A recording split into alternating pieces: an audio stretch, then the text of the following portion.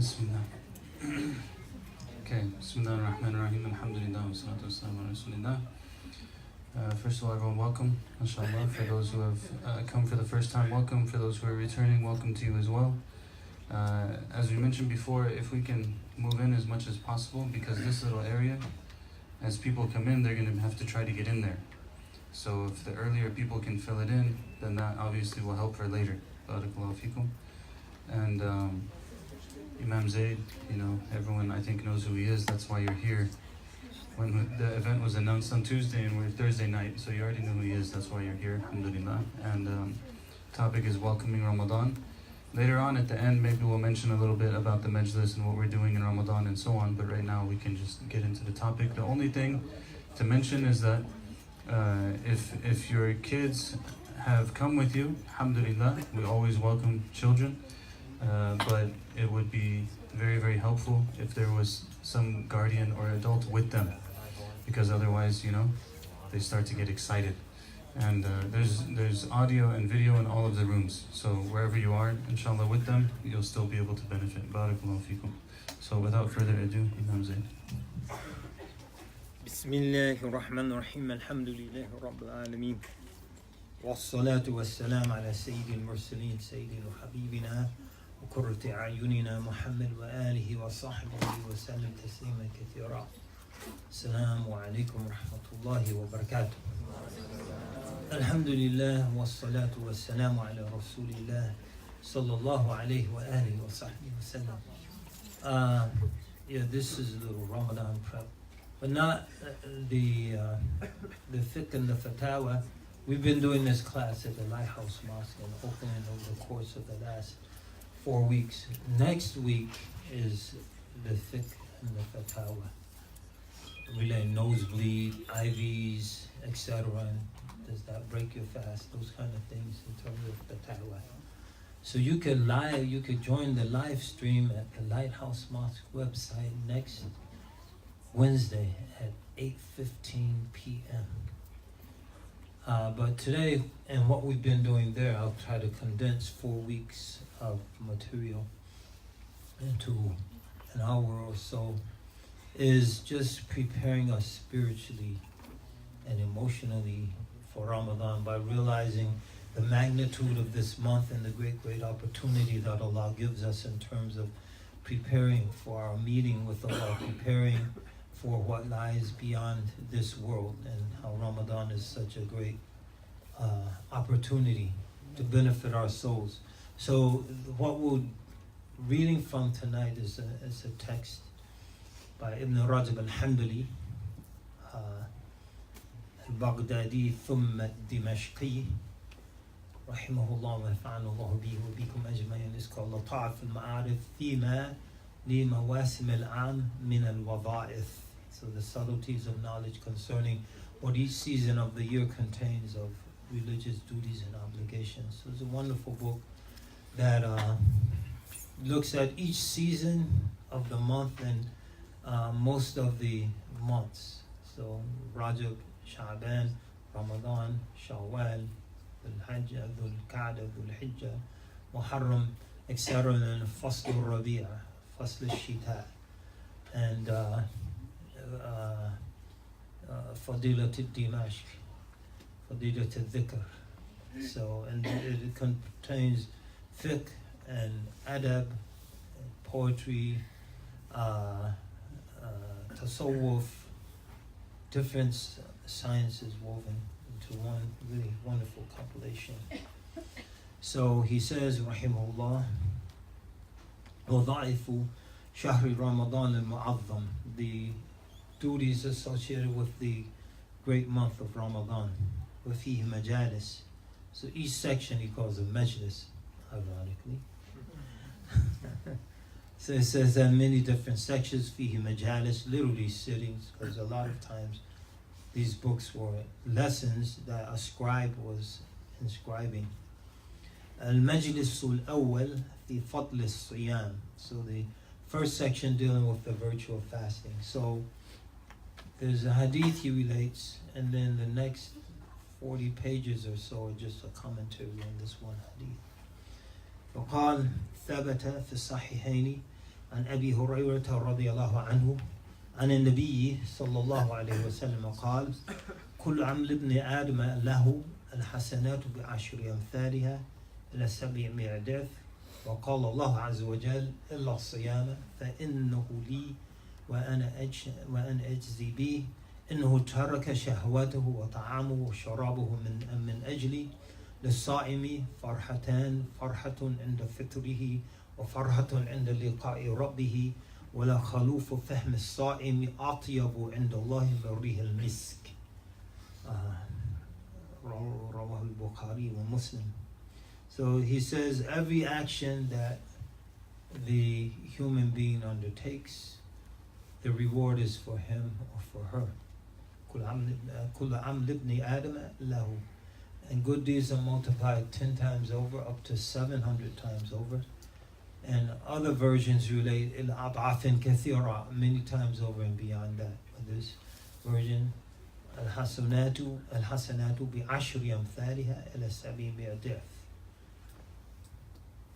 وقال الله عز وجل. So this hadith is unique. I should have mentioned عن أبي هريرة. I think I did while I read it. So it starts off as hadith Nabawi. عن أبي هريرة رضي الله عنه قال قال رسول الله صلى الله عليه وسلم. Then it becomes hadith Qudsi. وقال الله عز وجل.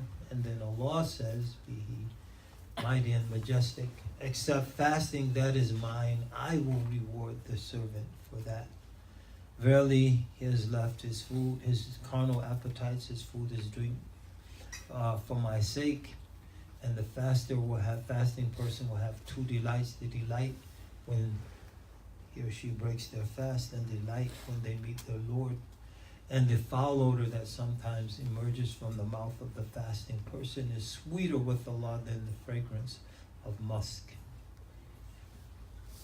So then he has a couple versions of the hadith which are significant in terms of his explanation. So he said, وَفِي رِوَايَةٍ كُلُّ عَمْلِ ابْنِ آدَمَ لَهُ إِلَّا الصِّيَامَ فَإِنَّهُ لِي. Every action the child of Adam undertakes is for him, except fasting, that is mine. وفي الرواية للبخاري كل عمل كفارة الصوم لي وأنا أجزي به. وخرج الإمام أحمد من هذا الوجه ولفظه كل عمل ابن آدم له كفارة إلا الصوم والصوم لي وأنا أجزي به. So every action, and so Imam Bukhari produces a version, so every action is a source of atonement or expiation. And fasting is mine, I will reward the servant for this. So we'll deal with some of the commentary on the first and third narration. The first, the multiplying of the deeds, and the third, every action being a source of atonement. So he says, Rahimahullah, Ibn Rajab, وعلى الرواية الأولى, based on the first narration, يكون استثناء الصوم من الأعمال المضاعفة فتكون الأعمال كلها تضاعف 10 أمثالها إلى 700 ضعف إلا الصيام فإنه لا ينحسر تضعيفه في هذا العدد. So he says, according to the first narration, the exception of fasting is from the actions that are multiplied. So all the action, prayer, Quran, awrad, adhkar, amr bil ma'ruf, commanding the good, forbidding the wrong, zakat, hajj, everything is multiplied 10 times over, 700 times over, or many times over and beyond that. Fasting is exempted. So fasting is not confined to that numerical multiplication. كلها تضاعف بعشر أمثالها إلى 700 ضعف إلا الصيام فإنه لا ينحسر تضعيفه في هذا العدد. So fasting is not confined to this numerical multiplication. بل يضاعفه الله عز وجل أضعافا كثيرة بغير حصر عدد. Rather, Allah multiplies it many times over with no numerical restrictions. So why is that? فإن الصيام من الصبر. Patience, fasting is a manifestation of patience. وقد قال الله تعالى إنما يوفى الصابرون أجرهم بغير حساب. The patient people will be giving their reward with no numerical limits. So fasting is patience, and patience has a reward that's not confined to any numerical limits. That's why patience is so important. وقال الله تعالى نعم.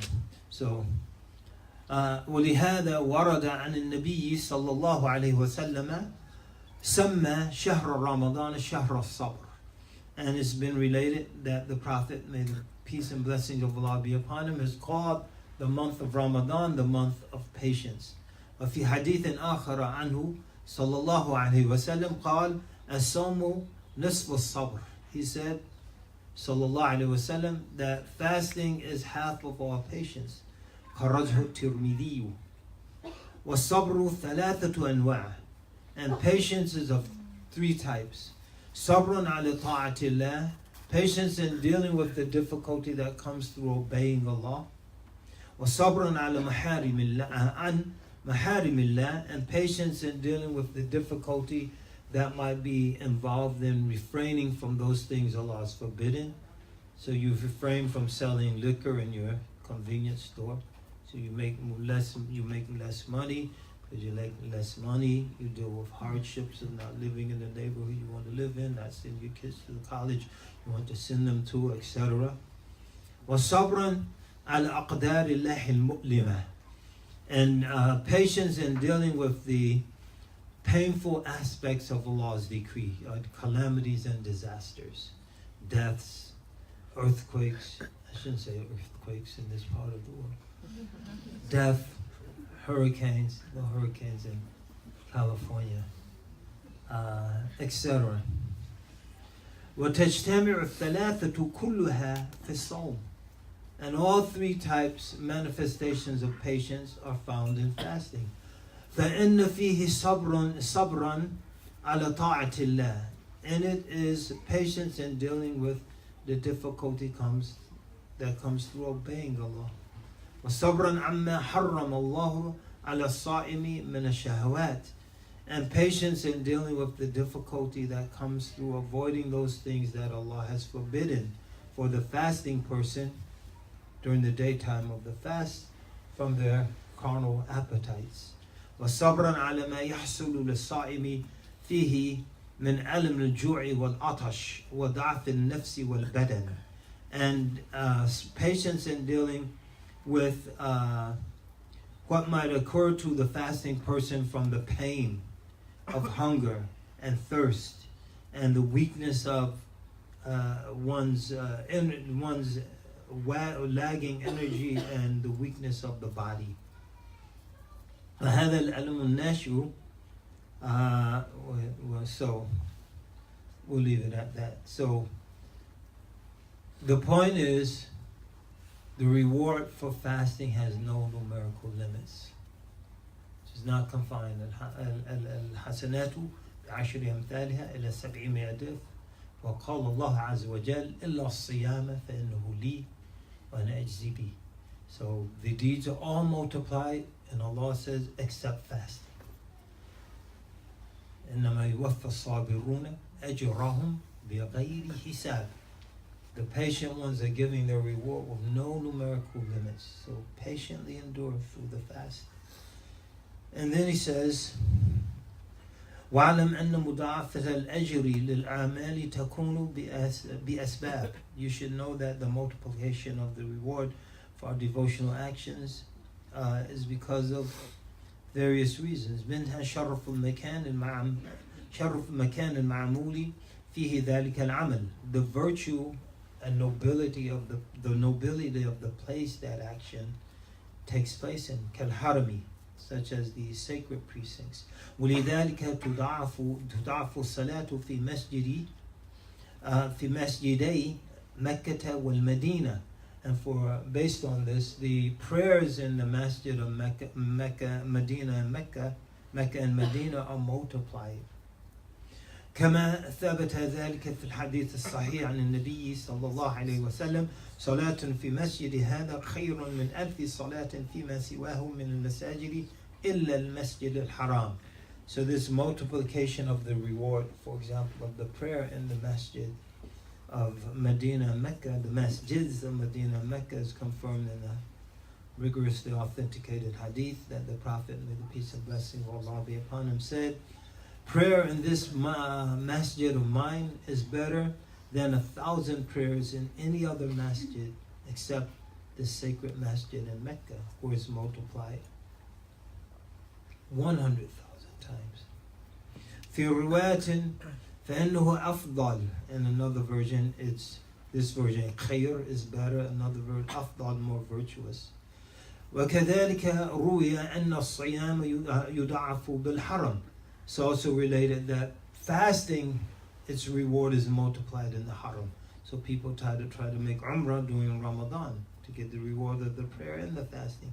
وفي سنن ابن ماجه بإسناد ضعيف عن ابن عباس مرفوعا من أدرك رمضان بمكة فصامه وقام منه ما تيسر كتب الله له 100,000 شهر رمضان فيما سواه. لا إله إلا الله. Whoever realizes Ramadan in Mecca and then fasts and stands at night in prayer during it to the extent that's easy for them, then Allah records for him or for her 100,000 months of Ramadan that might have occurred at any other time or place. La ilaha illallah. Let's all go for Umrah in Ramadan. Ma salam. I'm out. Allahumma salli ala Sayyidina Muhammad. وذكر له ثوابا كثيرا. And he mentions many different rewards for that. ومنها, amongst these reasons for multiplying the deeds, شرف الزمان كشهر رمضان وعشر ذي الحجة. The nobility of the time, such as the month of Ramadan, the first 10 days of Dhul Hijjah. وفي حديث سلمان الفارسي المرفوع الذي أشرنا إليه في فضل شهر رمضان من تطوع فيه بخصلة من خصال الخير كان كمن أدى فريضة فيما سواه ومن أدى فيه فريضة كان كمن أدى 70 فريضة فيما سواه.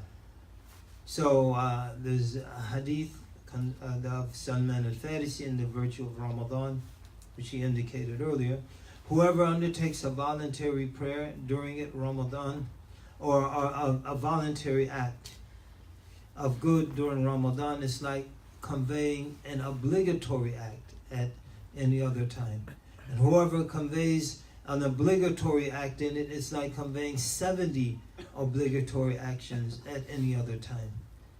And Imam Tirmidhi relates on the authority of Anas with Tirmidhi عن أنس رضي الله عنه سئل النبي صلى الله عليه وسلم أي الصدقة أفضل. The Prophet was asked, may the peace and blessings of Allah be upon him, which charity is best? قال صدقة في رمضان. He said charity that's given in Ramadan. وفي الصحيحين, in the two sound compilations of the Imam Bukhari and Muslim, عن النبي صلى الله عليه وسلم قال عمرة في رمضان تعدل حجة. That making Umrah in Ramadan is equivalent to making pilgrimage. أو قال حجة معي, making pilgrimage along with me. The Umrah in Ramadan is like making pilgrimage with the Prophet sallallahu alaihi wasallam. So he goes on, but we want to skip to the third version. So the third version mentioned كل عمل كفارة. Every action is a source of atonement. كل عمل كفارة إلا الصوم والصوم لي وأنا أجزي به. Except fasting. So here fasting is not a source of atonement or expiation for the wrong that we've done. So he explains that. وأما على الرواية الثالثة, as for the third narration which we just mentioned, فالاستثناء يعود إلى التكفير بالأعمال. The exemption in this case goes back to the actions being a source of atonement. ومن أحسن ما قيل في معنى ذلك ما قاله سفيان بن عيينة رحمه الله.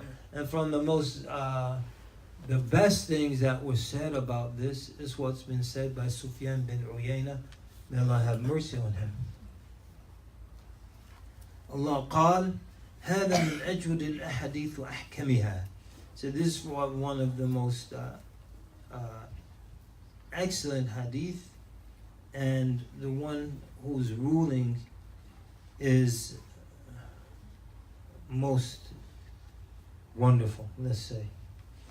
إذا كان يوم القيامة يحاسب الله عبده ويؤدي ما عليه من المظالم من سائر عمله حتى لا يبقى إلا. So when the day of resurrection comes, Allah will take the servant to account, and He will deliver up from him the reward of his deeds to those he's oppressed. This is called Raddul Madalim. So everyone we oppress in this world is going to take from our good deeds. Yawm al-Qiyamah. There's a hadith in that regard. So this process is called Raddul Madalim. So we should be very careful how we treat people, unless you want to just give them our hasanat. Then if our hasanat are exhausted, their sayyat, their bad deeds will be hurled upon us. So, يؤدي ما عليه من المظالم من سائر عمله. And this process of recompensing people will come from all of the actions, the prayer, the Quran, the Hajj, the Zakat, etc. حتى لا يبقى إلا الصوم. Until for some people the only thing left from for them is the reward of their fasting. فيتحمل الله عز وجل ما بقي عليه من المظالم.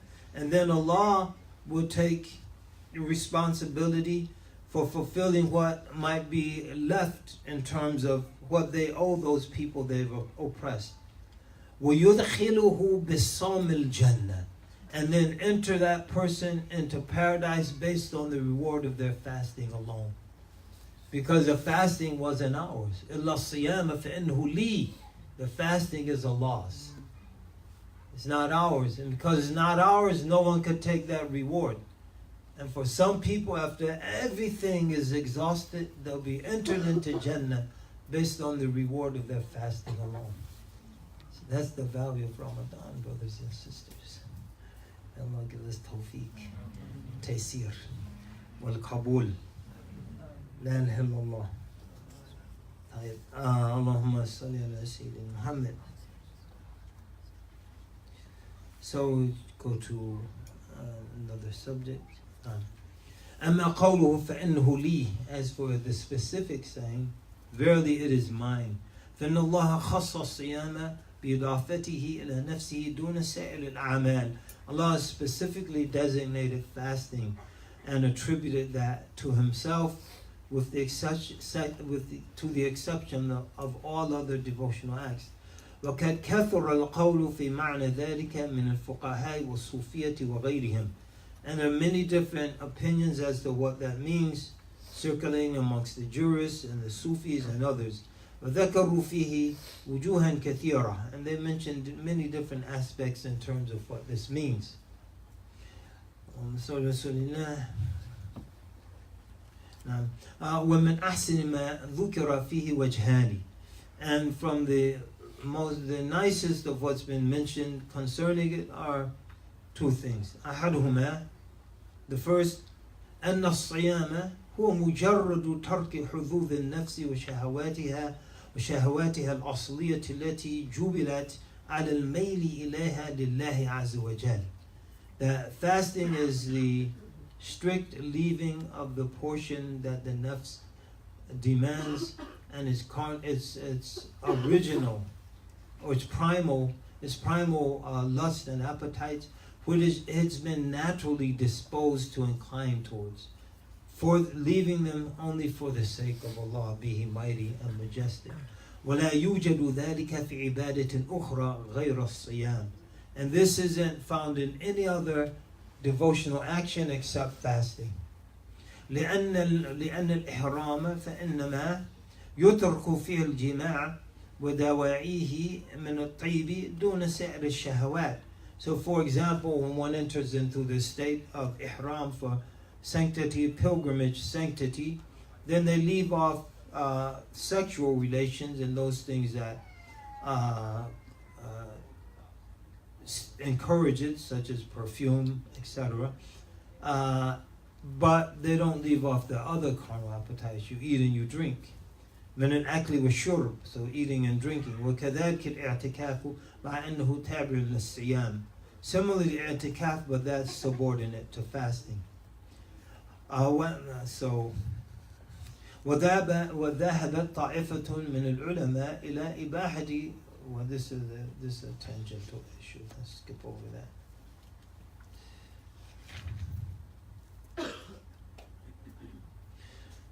So he just mentioned some examples of the firmness and strength that the Prophet sallallahu alaihi wasallam himself had in fasting. So he mentions, for example, Rasulullah.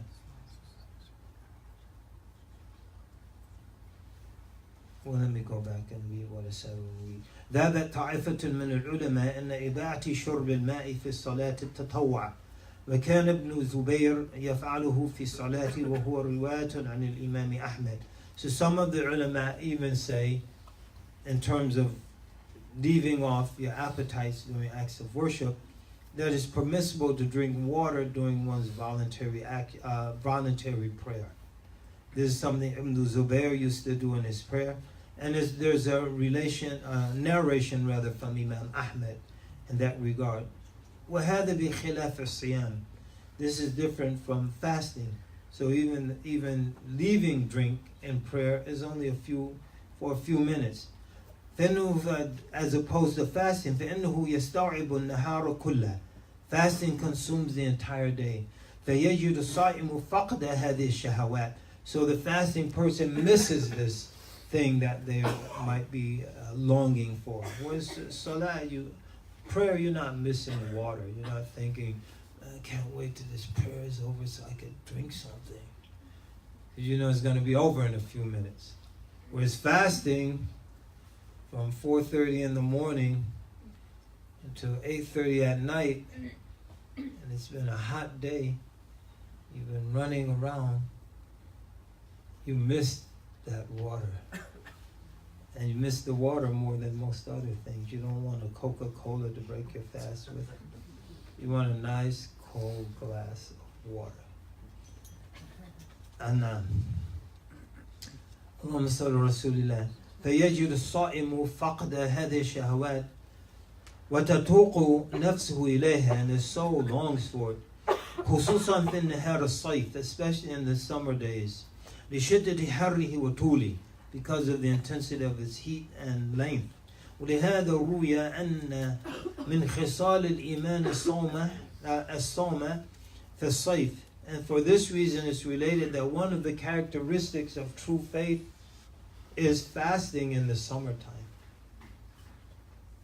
وقد كان رسول الله صلى الله عليه وسلم يصوم في رمضان في السفر في شدة الحر دون أصحابه. And the Prophet ﷺ, he would fast during the intensely hot days of Ramadan, even when his companions would break their fast. كما قال أبو الدرداء, as related by Abu Darda.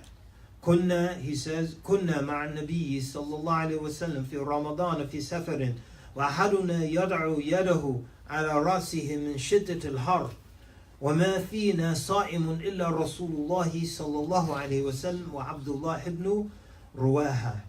So Abu Darda said we were with the Prophet صلى الله عليه وسلم during Ramadan on a trip, and one of us would place his hand on his head from the intensity of the heat.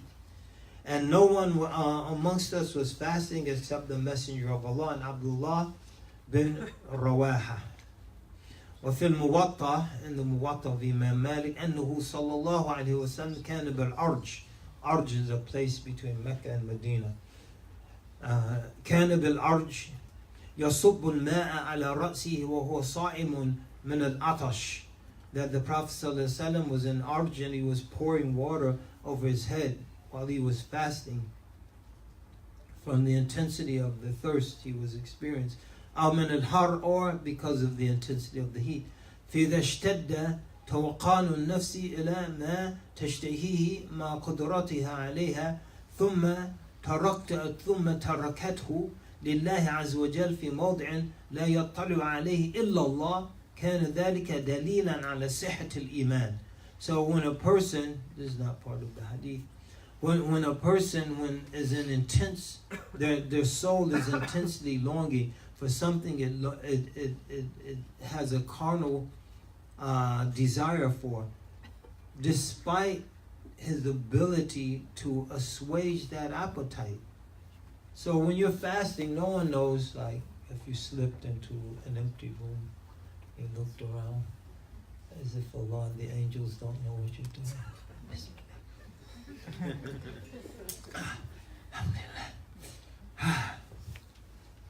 No one knows except Allah. So you've left it strictly for Allah and for no one else. And so in a place where only Allah can observe, this is an indication of the soundness of faith. فإن الصائم يعلم أن له ربا يطلع عليه في خلوته. Because the fasting person knows that he or she has a Lord who observes them in their most private moments. فأطاع ربه وامتثل أمره واجتنب نهيه خوفا من عقابه ورغبة في ثوابه. And so he says that so the person obeys his Lord and implements his order and avoids his prohibition out of fear of his punishment and longing for his reward. فَشَكَرَ اللَّهُ تَعَالَى لَهُ ذَلِكَ. The shakar Allah doesn't mean Allah thanks him for that. Allah doesn't reciprocate things we initiate. Allah is the initiator. Shukr bihaqillah, shukr as it relates to Allah, man yu'ati thawaban jazilan ala amalin qalil. The one who gives a great reward for a little bit of action. And so for that action, Allah gives them a great reward, which we talked about, an unlimited reward. إنما يوفى الصابرون أجرهم بغير حساب. الحسنات بعشر أمثالها 700 ضعف وقال الله عز وجل إلا الصيام. That's not confined to those numerical limitations. So شكر الله له, Allah gives him or her a great reward for that. واختص لنفس عمله هذا من بين سائر الأعمال. And so Allah designates that action, fasting, for himself to the exemption of all other actions. Then he talks about, so he goes on in that regard, but then the second aspect of فَإِنَّهُ لِي, fasting is mine. وَوَجْهُ الثَّانِي أَنَّ الصِّيَامَ سِرٌ بَيْنَ الْعَبْدِ وَرَبِّهِ لَا يَطَّلِعُ عَلَيْهِ غَيْرُهُ. That the fasting is a secret shared between the servant and his Lord that no one else can observe. لأنه مركب من نية باطنة لا يطلع عليها إلا الله. Because it's composed of an inner intention, a hidden intention that no one knows except, that no one can observe except Allah. وترك لتناول الشهوات التي يستخفى بتناولها في العادة. And leaving off engaging in appetites whose engagement is ordinarily hidden. So ordinarily, many people don't know if we're drinking, we're eating, and no one should know we're having relations with our spouses. So those things are ordinarily hidden anyway. And so only Allah observes us. ولذلك قيل لا تكتبه الحفظة لا تكتبه الحفظة. And for this reason, some people say, which is qeel, a weak opinion, that the recording angels don't record the fast. That's directly recorded by Allah. وَقِيلَ, and it said, إِنَّهُ لَيْسَ فِيهِ رِيَاء. There's no showing off in fasting. There's no riyah. We could show off in our prayer. We could show people we're praying. Even if they're in the next room, we hear someone in there, we're praying, أعوذ بالله من الشيطان ذلك الكتاب لا ريب فيه. We hear them rustling. And to know we're playing like 10, 15 at night. Everyone else is home sleeping like they have good sense. Hear them. ذلك الكتاب لا ريب فيه هدى للمتقين. Before we heard them, ذلك الكتاب لا ريب فيه. We can show off with our prayer. We can't show anyone we're fasting. Because no one knows if we drank some water or ate a biscuit. No one. No one knows we're fasting except Allah.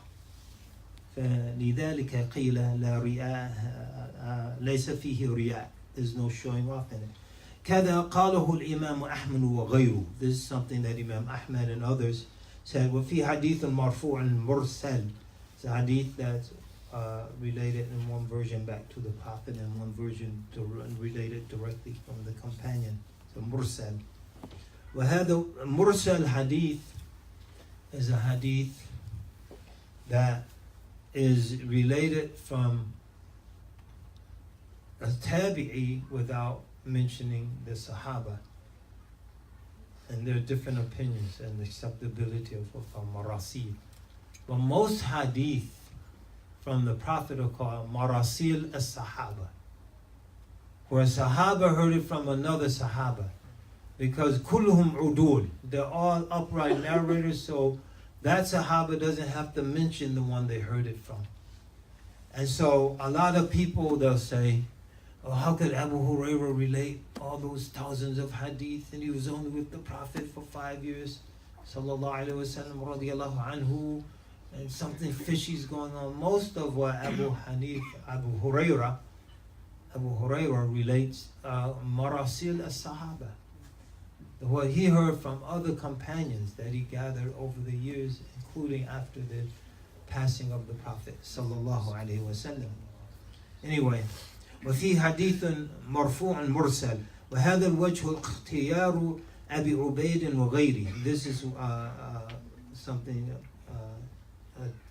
opinion chosen by Abu Ubaid and others. وقد يرفع إلى الأول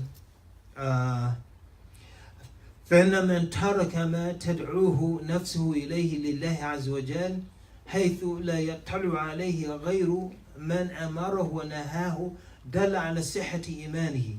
So verily someone who leaves off what the soul is calling for the sake of Allah, and that no one can see them except the one who's commanded them and prohibited them, this is an indication of the soundness of their faith. والله تعالى يحب من عباده أن يعاملوه سرا بينهم وبينه. And Allah loves that His servants have some actions that are a secret between them and Him. It says the secrets that are shared between the lovers. So if you have your beloved and you have secrets, you don't broadcast those to people. And so we should all have things that we do that are just between us and Allah. وَأَهْلُ مَحَبَّتِهِ يُحِبُّونَ أَن يُعَامِلُوهُ سِرًّا بَيْنَهُمْ وَبَيْنَهُ. And the people of His true love, they love that there are some things that are secrets between them and between Allah. Now listen to this. This is the level that many of our predecessors were on. حتى كان بعضهم يود لو تمكن من عبادة لا تشعر بها الملائكة الحفظة. Until one of them, he wished that there was worship, there was an act of worship that even the recording angels would be unaware of. Even the angels are unaware of it. Just between him or her and Allah subhanahu wa ta'ala. قال بعضهم لما اطلع على بعض السرائر. One of them said when one of his secret acts of worship became exposed. إنما كانت تطيب الحياة لما كانت المعاملة بيني وبينه سرا. That life was sweet when this secret worship between me and him was unknown to others. ثم دعا لنفسه بالموت فمات. Then he prayed that he could die, and he died. Because the secret between the lovers was revealed and exposed. And so he said, there's no sweetness to life. Ya Allah, I wish I could just die. And so he died. لا إله إلا الله. المحبون يغارون من اطلاع الأغيار على أسرار التي بينهم وبين من يحبهم ويحبونه. And so the beloved, the lovers, they're very jealous that any outsiders will be aware of the secrets which exist between them and between the one that they love and the one that loves them. So love is, someone once asked rhetorically, what's love got to do with it? They didn't ask it like that. What's love? So, what's love got to do with everything, brothers and sisters? This is everything. This is a love affair between us and Allah subhanahu wa ta'ala. When Allah says, يَا أَيُّهَا الَّذِينَ آمَنُوا مَنْ يَرْتَدَّ مِنْكُمْ عَنْ دِينِهِ فَسَوْفَ يَأْتِي اللَّهُ بِقَوْمٍ يُحِبُّهُمْ يُحِبُّونَ. Allah says, O you believers, if you turn back on your religion, this isn't irtidad aqdi. It's not apostasy. If you turn back from helping this religion, yani irtada an nusrati dinihi. This is what many of our mufassirin, commentators, exegetes say. فَسَوْفَ يَأْتِ اللَّهُ بِقَوْمٍ. Allah will bring a people, and what's their first characteristic? يُحِبُّهُمْ وَيُحِبُّونَ. They love him and he loves them. Which means what? The people he did away with, the mafhum al-mukhalafa, the opposing implication. The people he did away with didn't love him, and thus he didn't love them. يا أيها الذين آمنوا من يرتد منكم عن دينه فسوف يأتي الله بقوم يحبهم يحبونه. They will love, he will love them, يحبهم ويحبونه, and they will love him. It's love. مثل المؤمنين في تودهم تراحمهم وتعاطفهم مثل الجسد. The likeness of the believers in their mutual love. The foundation of our society. ومن آياته أن خلق لكم من أنفسكم أزواجا لتسكنوا إليها وجعل بينكم مودة ورحمة إن في ذلك لآيات لقوم يتفكرون. Amongst his signs is that he's made for you from yourself spouses in order that you would live together with them in peace and tranquility. And he's made between you love and mercy. Mawadda wa rahmah, love and mercy. So love is very important. Loving each other. مثل المؤمنين في تودهم. The believers like this in their mutual love. Loving our spouses. Loving our Prophet sallallahu alaihi wasallam. لا يؤمن أحدكم حتى أكون أحب إليه من والده وولده والناس أجمعين, until I'm more beloved to him than his father, his son, and all of humanity. ومن الناس من يتخذ من دون الله أندادا يحبونهم كحب الله والذين آمنوا أشد حبا لله. Those who believe are more intense in their love for Allah. In their love for Allah. قل إن كان آباؤكم وأبناؤكم وإخوانكم وأزواجكم وعشيرتكم وأموال اقترفتموها وتجارة تخشون كسادها ومساكن ترضونها أحب إليكم. Say to them, if it be that your parents, literally your father, your parents, your children, your siblings, your spouses, your kinfolk, the wealth you have earned, the business you fear declining, the dwellings you delight in, are more beloved to you than Allah. أحب إليكم من الله ورسوله وجهاد في سبيله فتربصوا حتى يأتي الله بأمره والله لا يهدي القوم الفاسقين. So love is very important in our religion. It's like, oh, that's just some Christian stuff. All right, that's what you think. Allahumma salli ala. Then he says, the poet says, نسيم صبا نجد متى جئت حاملا تحيتهم فطو الحديث عن الركب ولا تذع السر المصون فإنني أغار على ذكر الأحبة من صحبي. So when the morning breezes of Najd blow, carrying the greetings from the beloved, then fold up the speech from your riding companions, and don't broadcast the hidden secret, for verily I am jealous that the mention of my beloveds will be shared with my companions. It's between them. La ilaha illallah. So, in wrapping up, let me just skip a few sections. So he mentions many benefits. فقال وفي التقرب بترك هذه الشهوات بالصيام فوائد. This whole chapter just on Ramadan is over 100 pages long. It should be printed as a separate book. Anyway, so he says, drawing close to Allah by leaving off the carnal lust and appetite during Ramadan has many benefits. So I mentioned the benefits, then just focus on the last one. Say salam alaikum. Everyone goes home and gets ready for Ramadan, inshallah. Minha kasr al-nafsi, so it breaks the wildness of the nafs. Minha takhalli al-qalbi lil-fikri wal-dhikr. It empties out the heart for reflection on the higher realities and remembrance of Allah. Minha inna al-ghaniya ya'rifu qadra ni'matillahi alayh. The wealthy people come to know the extent of the blessings of Allah upon them by denying them temporarily what the poor people are denied in many instances permanently. And then we'll focus on this one. Minha anna as-siyama yudayiku majari ad-dam. And so fasting restricts the flow of blood, which is the pathways of that shaitan.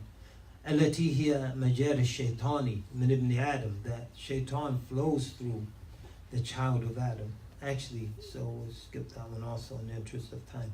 And we just read this section. وَاعْلَمْ أَنَّهُ لَا يَتِمُّ التَّقَرُّبُ إِلَى اللَّهِ تَعَالَى بِتَرْكِ هَذِهِ الشَّهْوَاتِ الْمُبَاحَةِ في حالة الصيام إلا بعد التقرب إليه بترك ما حرمه الله في كل حال. You should know that drawing close to Allah is not complete by leaving up these permissible lusts. So we can't drink tea in the day of Ramadan. This is permissible. At night we can drink it. Bismillah, alhamdulillah. We can drink it at night, but not during the day in Ramadan. So these permissible lusts are not complete except after we draw close to Allah by leaving what is forbidden at all times. So, وَاعْلَمْ أَنَّهُ لَا يَتِمُّ التَّقَرُّبُ إِلَى اللَّهِ تَعَالَى بِتَرْكِ هَذِهِ الشَّهْوَاتِ الْمُبَاحَةِ في غير حالة الصيام إلا بعد التقرب إليه بترك ما حرمه الله في كل حال من الكذب والظلم وعدوان على الناس في دمائهم وأموالهم وأعراضهم, from lying and oppression and transgressing against people and their lives, their wealth and their honor. ولهذا قال النبي صلى الله عليه وسلم من لم يدع قول الزور والعمل به فليس لله حاجة في أن يدع طعامه وشرابه. So consistent with this, the Prophet, may the peace and blessing of Allah be upon him, said, whoever does not leave false speech and acting on it, Allah has no need that that person leaves off their food or their drink.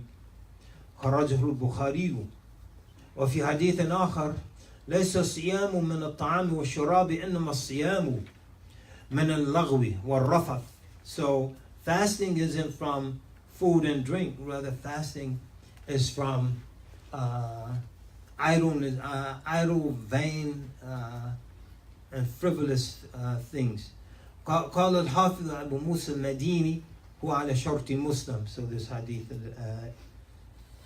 al-Madini said its narrators are narrators that are approved by Imam Muslim.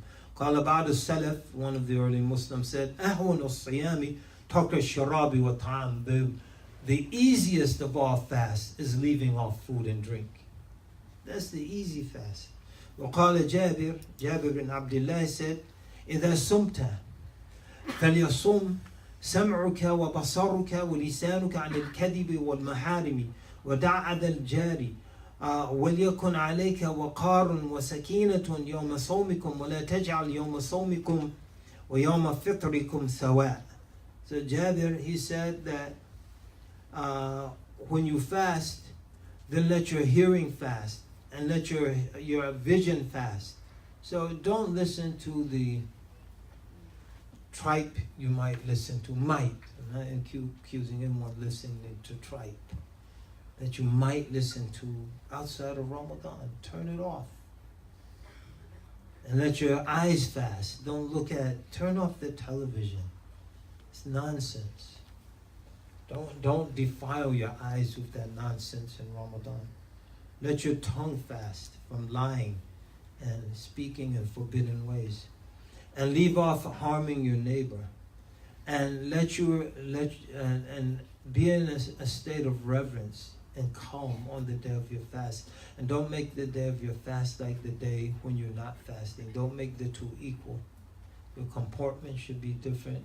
Your focus should be different. Your general essence should be different. So another poet said, إذا لم يكن في السمع مني تصاون وفي صبري غض وفي بصري غض وفي منطقي صمت فحظي إذن من صومي الجوع والظمأ فإن قلت إني صمت يومي فما صمت.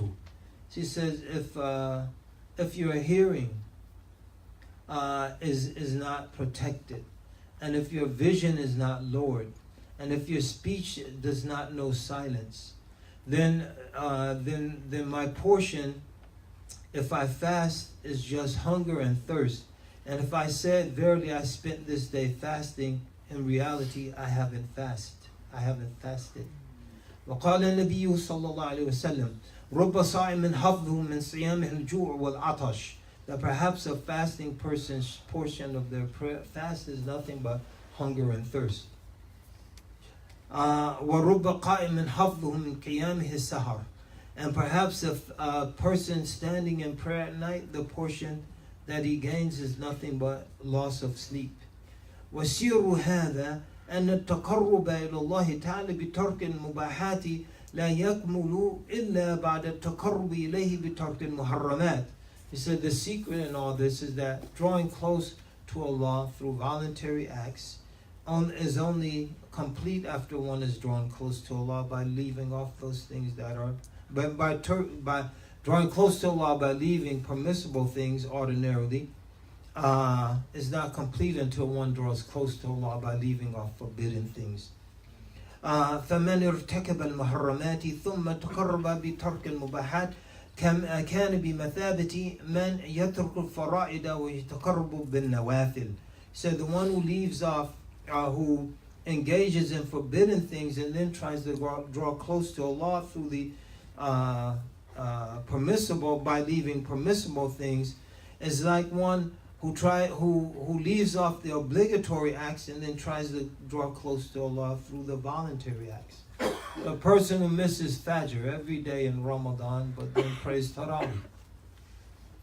The Fajr is obligatory, the Taraweeh is Sunnah.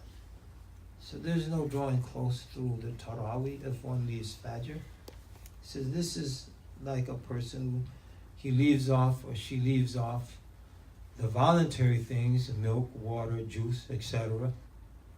And then doesn't leave off those things it's obligatory to leave off. So then, and we'll stop here, just mention this hadith of Imam Ahmed. وفي مسند الإمام أحمد إن امرأتين صامتا في عهد النبي صلى الله عليه وسلم. Two women fasted during the time of the Prophet صلى الله عليه وسلم. فكادتا أن تموتا من العطش. They almost died of thirst. فذكر ذلك للنبي فأرد. للنبي صلى الله عليه وسلم فأرد. This was mentioned to the Prophet, he turned away. ثم ذكرتا له فدعاهما فأمرهما أن يتقيا. And then they were mentioned once again, and he called them to him, and he ordered them to force themselves to vomit.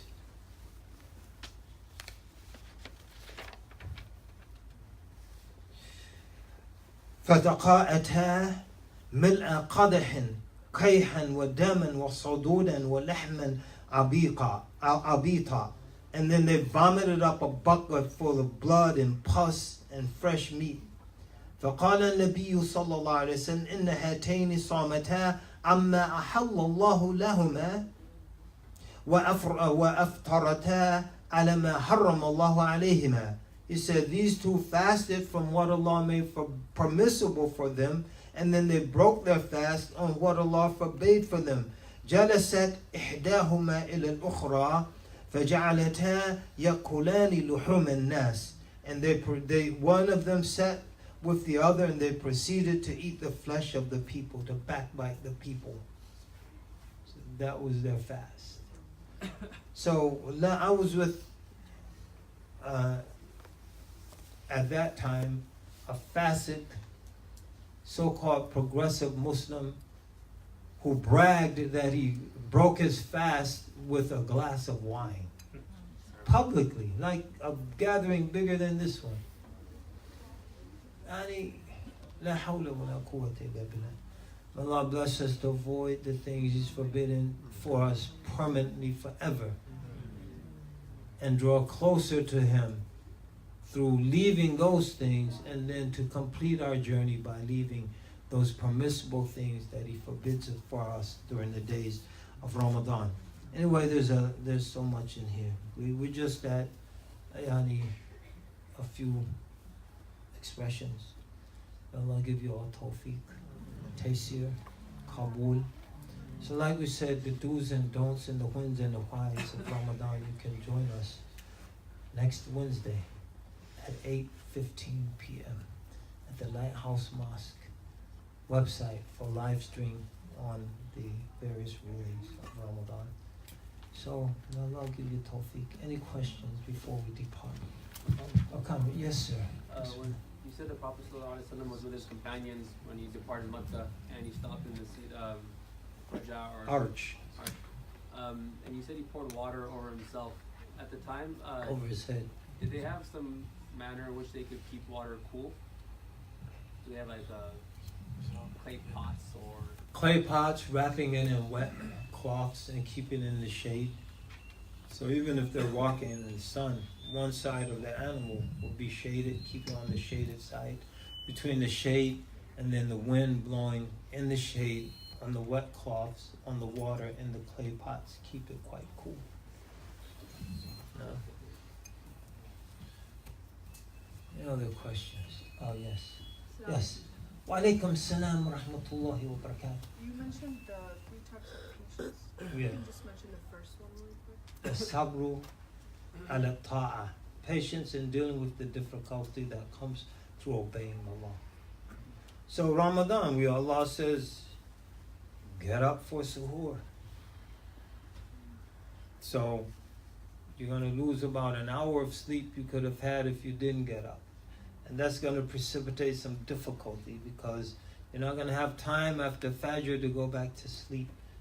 You're going to work, and you're fatigued, and you're struggling through. But the hardship is you patiently endure as in consequence of your obedience to Allah.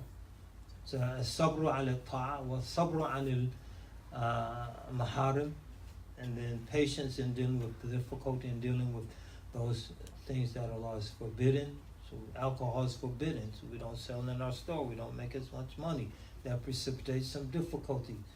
والصبر عن المصيبات، وهو قال هنا الأقدار المؤلمة.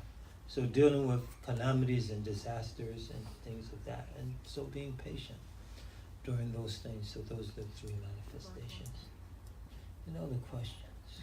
But, yes, sir. Wa alaikum salam wa rahmatullah. So you say that whoever realizes fasting in Mecca is equivalent to 100,000 months of Ramadan. Does that mean like at any point in Ramadan or in the beginning? Any ما تيسر, what is easy for him. So it could be a few days, the entire month. Wallahu a'lam, but based on what he said, ما تيسر له, what is easy for him. So it might be easy to do a week, then you have to go back. So apparently that's the meaning. Wallahu a'lam, Allah knows best. Yes, sir. Give an example where I think it was during Ramadan that the Prophet ﷺ was fasting with the companions because of the extreme heat. They were not fasting. Is that permissible? I said Abdullah bin Ruwah to fast, to break the fast. Yes, the permissible to break the fast due to intense heat, and you fear that it might precipitate some harm. But not to break the fast because you work in an air-conditioned office and you live in an air-conditioned house. You drive to your air-conditioned office in an air-conditioned car, and you say, "I'm not fasting today because I have to work." But in the desert, and you're on an expedition, and you're marching through the dust of the desert, and the sun is beating down on you. You have very little water. It's permissible to break fast if you fear that that's going to precipitate harm. No. Plus, it's permissible to break fast during traveling anyway. But we should avoid that because our traveling is easy now. Usually when they mention a traveler from those days, like فَذَكَرَ الرَّجُلَ يُطِيلُ السَّفَرَ أَشْعَثَ أَغْبَرَ. So you mention a man, he traveled a long ways, disheveled and dust covered, and you travel on a donkey or a mule or a horse, and you're out in the open elements. So Ash'atha Aghbara. So he's disheveled and he's dust covered. One thing that amazed them about Jibril in Hadith Jibril, بينما نحن جلوس عند رسول الله صلى الله عليه وسلم ذات يوم طلع علينا رجل شديد بياض الثياب شديد سواد الشعر لا يرى عليه أثر السفر. He's clean as can be. No signs of travel are visible on him. لا يرى عليه أثر السفر ولا يعرفه منا أحد. Yet no one of us knew him. So he's no signs of travel. He must be from here, but no one else know him. He's a strange guy. SubhanAllah. Must be an angel or something. Bismillah. All right, sisters. Oh, Sheikh Jamal. There was a question from Muslima on if there's people who can't fast during Ramadan, do you have any advice for how they can best benefit from the month? Ismail. Listen. I say something. Now. وقال النخعي إبراهيم النخعي قال صوم يوم من رمضان أفضل من 1000 يوم. Fasting one day in Ramadan is more virtuous than fasting 1,000 days outside of Ramadan. وتسبيحة فيه أفضل من 1000 تسبيحة.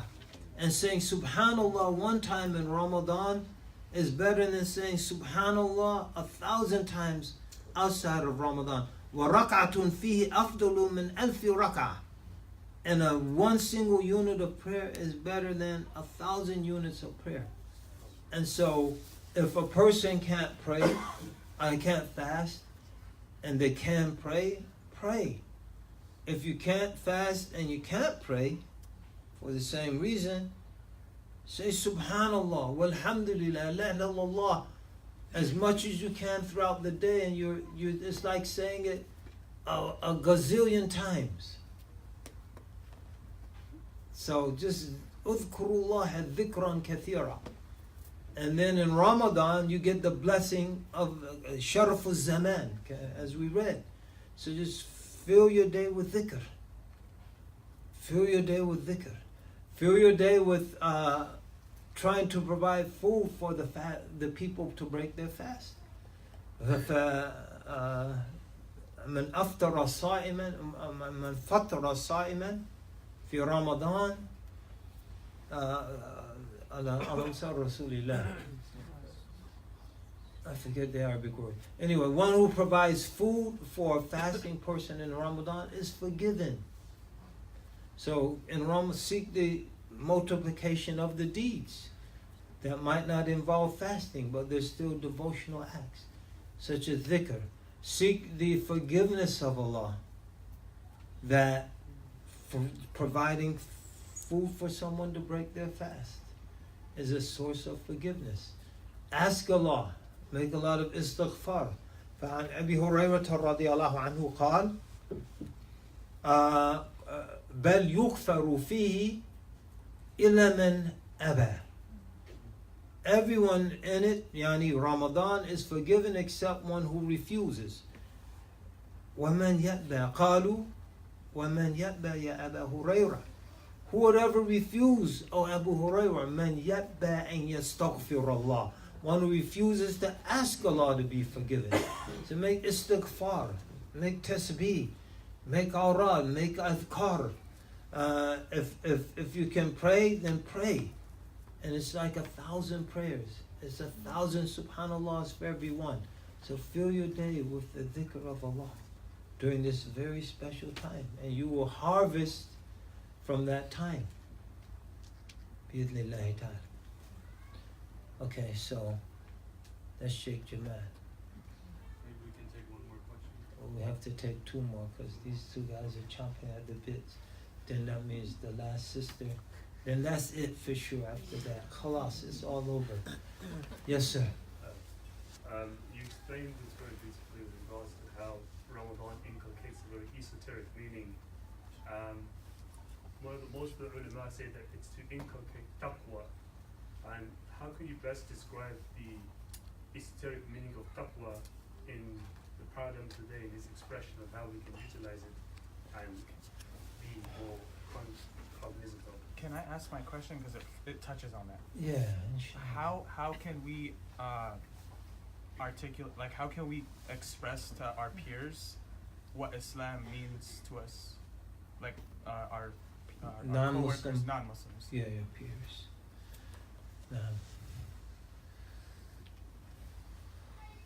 What do you call an article that many Sufi sheikhs looked at before it was published? Give up. A peer-reviewed article. It's his peer. He's talking about peers, so anyway.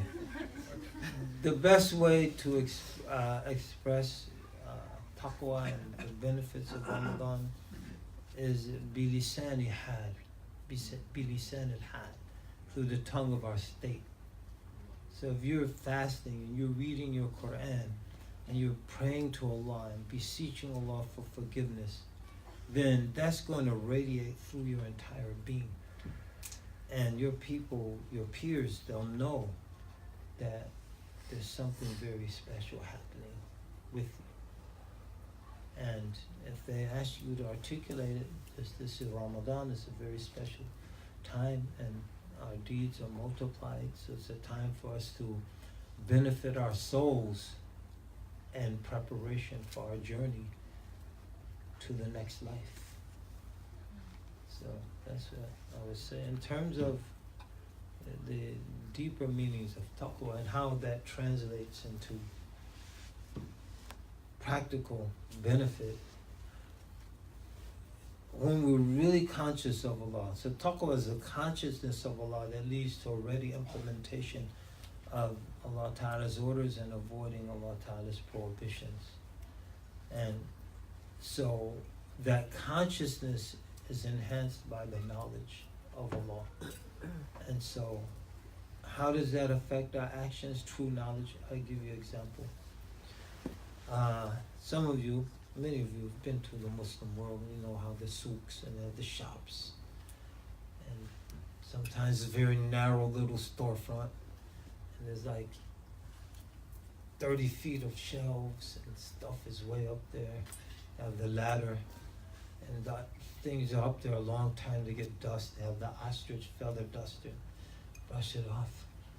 So, how does taqwa affect action? So a man comes to the shop and he says, like, give me a can of full mudammas. So he says, full mudammas. And he says, tafaddal. He reaches for the full mudammas on the shelf at shoulder height. And he says, no, I want that one up there, the ones up there. He says, take this one. He said, no, I don't want that one. I want that one. He said, well, just go to another store and get your full mudammas. Then he says, okay, here's my card. He takes the card and reads, Government Inspection Division, Customer Service. Oh, come on. Oh, my back was hurting. It's better now. He scurries up the ladder and he gets the can, he dusts it off. Tafaddal ya habibi. Atabir. Oh, Allah. So what changed? The only thing that changed, that inspired him to act differently, was his knowledge, his true knowledge of who this man was. And so when we truly know who Allah is, our actions change. So that's how the taqwa affects the actions. And then there was a sister over here, had a question, comment? No? Yes? Good. Sisters want to go home. Alhamdulillah, sister, you're smart. May Allah bless you all. Give it tawfiq, taysir, and qabool. I want to elevate everyone. May Allah bless everyone and have the best Ramadan of your life. May Allah bless all of us in that regard. May Allah bless us to really... There's a hadith he mentions towards the end of this Ramadan chapter. اطلبوا الخير دهركم كله. Like, seek good in every moment you have in this world. وتعرضوا إلى نفحات رحمة ربكم, and expose yourself to the gentle breezes of your Lord's mercy. And Ramadan is when we're exposing ourselves, and when those breezes are blowing especially strong. We expose ourselves through our fasting, our Quran, and our awrad, and our afkar, and our sadaqah. And then Ibn Rajabi says, after mentioning hadith, the hadith stops there. فَإِنَّ لِلَّهِ نَفَحَاتِ رَحْمَتِهِ يُصِيبُ بِهَا مَنْ يَشَاءُ مِنْ عِبَادِهِ.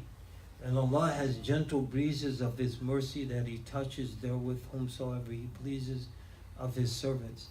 فَمَنْ أَصَابَتْهُ صَعِدًا سَعَادَةً لَا يَشْقَى بَعْدَهَا أَبَدًا.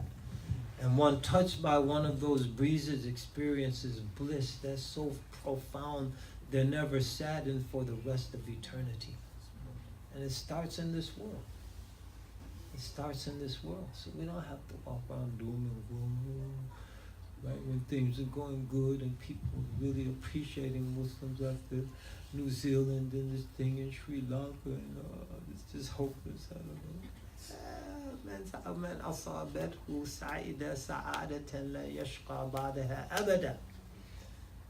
So expose yourself to the breezes in Ramadan, because they're blowing, and perhaps Allah will touch us with one of those breezes, and we'll be amongst those su'adat. Barakallahu fikum. Assalamu alaikum wa rahmatullahi wa barakatuh. Allahumma allimna ma yanfa'una وانفعنا بما علمتنا وزدنا علما وعملا متقبلا خالصا لوجهك الكريم. سبحان ربك رب العزة عما يصفون والسلام على المرسلين والحمد لله رب العالمين وصلى الله على سيدنا محمد وآله وصحبه وسلم تسليما كثيرا. بارك الله فيكم ويتقبل منكم والعودة إلى بيوتكم ودياركم بالسلامة. والسلام عليكم ورحمة الله وبركاته. Barakallahu feekum, Imam Zaid. Alhamdulillah, that's to be able to come together and listen to Imam Zaid and benefit from him is everything we wanted and more. So, Barakallahu feekum, Imam, for being with us and everyone for being with us. Just a couple quick announcements. Number one is that Sunday from 3 to 7 we have a seminar with Sheikh Jihad Brown on the inner dimensions of worship. So you can sign up for that online in the Eventbrite. It'll be from 3 to 7. Inshallah, will be a means by which we can get to connect deeper with our prayer and our worship before the month of Ramadan. And then also in Ramadan, the main things that we have planned are iftars on Thursdays and Sundays. So there will be also Eventbrite sign-ups for that just because of space mostly. And inshallah, we look forward to seeing people. On Thursdays, we'll be meeting probably an hour and a half before iftar, and then we'll split up the Quran and hopefully make a khatam between the group and make dua together, trying to bring the spirit of the Quran in Ramadan. And then we'll have iftar, and then on Sundays we'll have a lesson from 5 to 6:30 on stories of transformation, and then after that we'll have iftar at the appropriate time, inshallah. So look forward to seeing everyone. May Allah inshallah give us tawfiq. Ameen. And barakallahu feekum. Inshallah, pray for everyone, pray for each other, and alhamdulillah. Barakallahu feekum. Subhanaka wa bihamdika, ashhadu an la ilaha illa anta, astaghfiruka wa atubu ilayk. Assalamu alaikum wa rahmatullah. Wa alaikum assalam wa rahmatullahi wa barakatuh.